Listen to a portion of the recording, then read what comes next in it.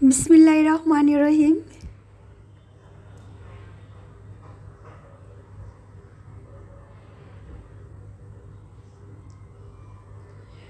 শখের পুরুষকে বিয়ে করে কে কে সুখী হয়েছেন আর কিভাবে সুখী হওয়া যায় হয়তো সবাই জানে না। আসসালামু আলাইকুম, আমি জেসিন স্বপ্না ঢাকা থেকে বলছি। জেসিন স্বপ্না সাব্বির ভ্লগ থেকে সবাইকে আরেকবার স্বাগতম। কাছে এবং দূরে, দেশ ও দেশের বাইরে যে যেখানটা আমার ভিডিও দেখছেন, আশা করছি আল্লাহর রহমতে সবাই ভালো আছেন। আলহামদুলিল্লাহ, আমিও ভালো আছি আমার পরিবার নিয়ে। শখের পুরুষের নাস্তা বানাতে রান্নাঘরে সকাল সকাল চলে আসলাম। এখন যে যুগ জামানা, সবাই নিজের পছন্দ করে শখের পুরুষটাকে বিয়ে করতে চায়। তাতে সুখী হবে না দুঃখী হবে সেদিকে কেউ কেয়ার করে না। আমরা সবাই ভাবি যে শখের পুরুষ পেলেই মনে আমি সুখী।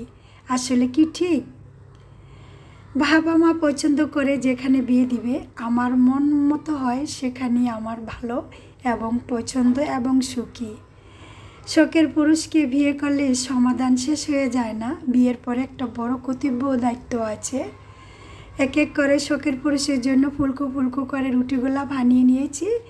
আর এই তো এখানে আম দিয়ে দুধ দিয়ে একটা জুস বানিয়ে নিব।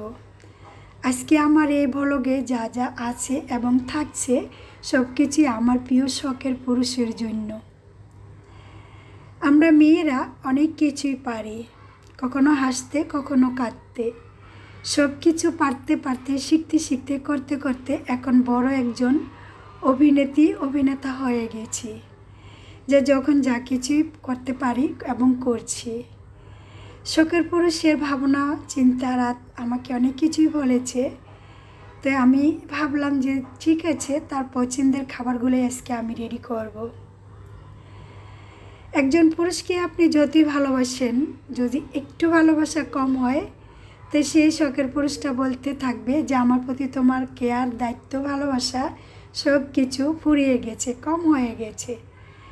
আসলে ওরা জানে না একটা মেয়ে তার স্বামীকে, তার শখের পুরুষকে নিজের অজান্তে কতটা ভালোবাসে। শত কষ্ট, দুঃখ, যন্ত্রণা সব কিছু পরিত্যাগ করে নিজে ভোজন ও অর্জন করে একটা শখের পুরুষের জন্য সব কিছু করতে পারে প্রত্যেকটি নারী। এই তো শখের পুরুষের নাস্তা বানিয়ে দিয়েছি, রুটি, ভাজি, ডাল, আর এখানে আম দিয়ে জুস করে দিয়েছি দুধ দিয়ে। তো খেয়ে যে শান্তি ও তৃপ্তি পাবে সেটাই আমার সুখ, সেটাই আমার শান্তি।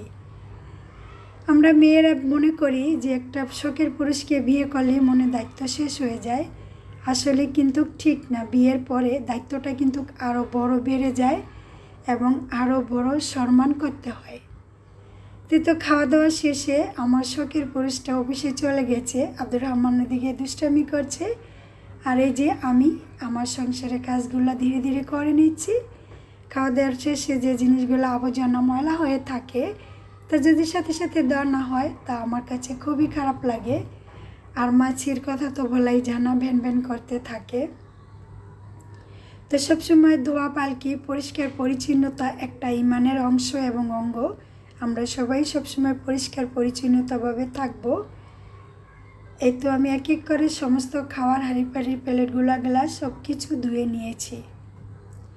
ধোয়ার পরে বেসিনটা আমার কাছে একটু বাজে লাগছে, তো আমি এখন একটু বেসিনটাও ধুয়ে নিচ্ছি।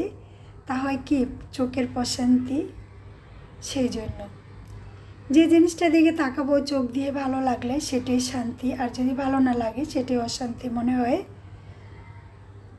একজন পুরুষকে একজন নারী ভালোবাসা দিয়ে অনেক কিছু দিয়ে বশ করতে পারে। কয়েকদিন আগে একটা ভাইরাল হয়েছিল যে নারী কিসে আটকায়, আরেকটা পুরুষ কিসে আটকে, আমি সেটি আজকে আপনাদের মাঝে বলছি। একটা পুরুষ তার ভালোবাসার মাঝে আটকায়।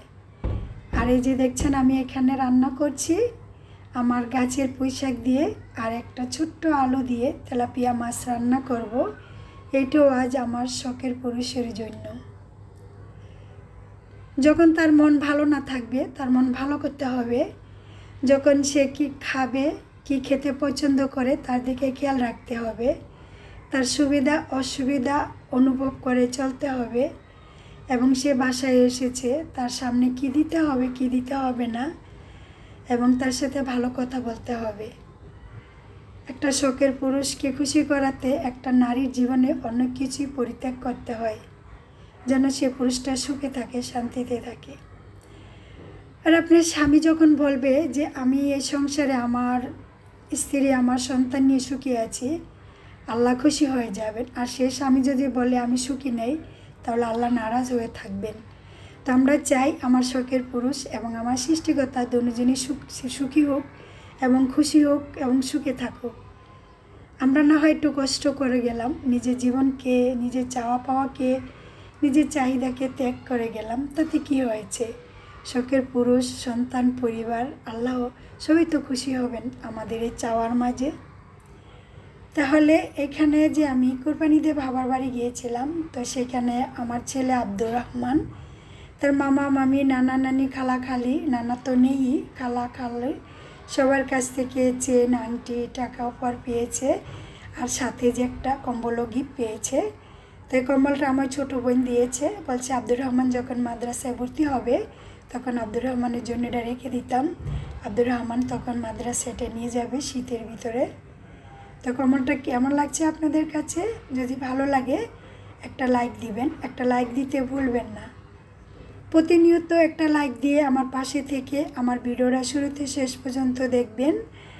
আপনার একটা লাইকে আমার পরবর্তী ভিডিও বানাতে অবশ্য আগ্রহ জাগে, আর অজানা দশজন বন্ধুর কাছে পৌঁছাতে খুবই সাহায্য করে। প্রতিনিয়ত পুরানো কথা মনে করে দেই। আমার প্রিয় ভালোবাসার মানুষগুলো যদি আমায় ভুলে যায়, সেই ভয়ে কেউ আমাকে ভুলবে না, আমিও কাউকে ভুলবো না। একে অপরের সাপোর্ট ও ভালোবাসা দিয়ে এগিয়ে যাব ইনশাআল্লাহ। আর এদিকে নুডলসের প্যাকেটটা খুলে আমি নুডলসগুলো বক্সের ভিতরে রেখে দিয়েছি। আজকে আমি বলেছি আমার শখের পুরুষের জন্য আমি সব কিছু করেছি। আমার কথাই সবাই বুঝতে পেরেছেন একটা শখের পুরুষকে কিভাবে খুশি রাখতে হয়।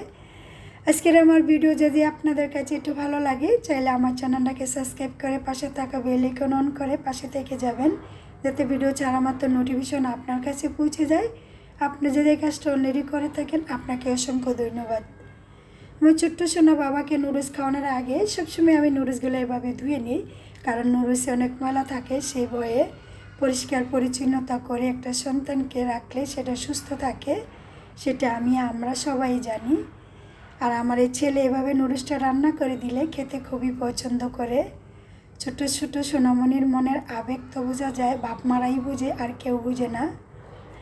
সবার সুস্বাস্থ্য কামনা করে আজকের মতো এখানেই আমি বিদায় নিচ্ছি। সবাই ভালো থাকবেন, সুস্থ থাকবেন। আর এই তো আমার ছেলেকে আমি এখন নুডলসটা সামনে দিয়ে দিব, অনেক খুশি হবে। আর একটা খুশি আমার পৃথিবীর সবচেয়ে বড় খুশি চাওয়া।